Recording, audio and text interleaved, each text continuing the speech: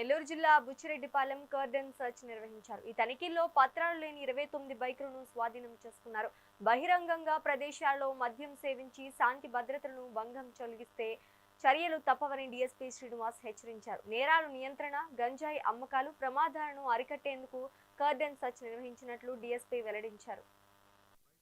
ఇక్కడ దాగారు సార్, మేము కేసులు ఓపెన్ డ్రింకింగ్ పెట్టే కేసులన్నీ కూడా శాంతినగర్ వాళ్ళు ఇప్పుడు డైలీ వస్తాం సార్. ఇక్కడ నెలకి ఒక 20-30 పెట్టి ఉంటాం సార్. అలా కాదు, ఊర కేసులు పెడితే ఉపయోగం ఏంటి? ఇక్కడ తీసి ఒక్కడిని అంతే, రెండో వాడు రాడు కదా. ఫస్ట్ నుంచి సొంతం స్టార్ట్ చేసాం సార్. అందరికి ఇక్కడే కౌన్సిలింగ్ చేయండి. తాగే వాళ్ళది మీ అందరికి అభ్యంతరం లేదుగా. మా పిల్లడు కొట్టాడు, రేపు ఎస్ఐ గారు సీగారు అనకూడదు. ఎవరికైనా ఉందా అభ్యంతరం? ముందు తాగడం నేరం.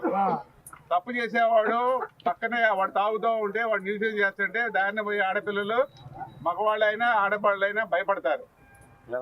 వాడికి కోర్టులో పరిష్కారం తర్వాత పరిష్కారం ఇక్కడే జరుగుద్ది.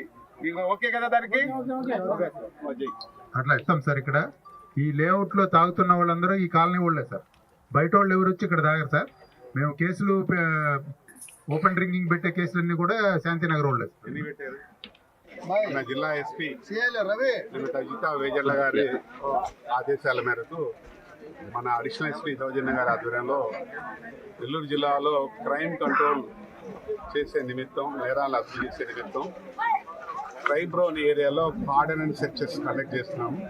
ఎందుకంటే ఆ ఏరియాలో ఉండే క్రైమ్ ఎక్కువగా, అంటే నేరాలకు అలవాటు పడిన ప్రాంతాలు ఏదైతే ఉన్నాయో, నేరాలు చేసేవాళ్ళు ఏ ప్రాంతాల్లో ఎక్కువ నివసిస్తున్నారో ఆ ప్రాంతాలని సెలెక్ట్ చేసి వాళ్ళని సర్ప్రైజ్ చెకింగ్, అలానే ఆయా కాలనీలో వెహికల్స్ కావచ్చు, హౌసెస్ కావచ్చు, అలానే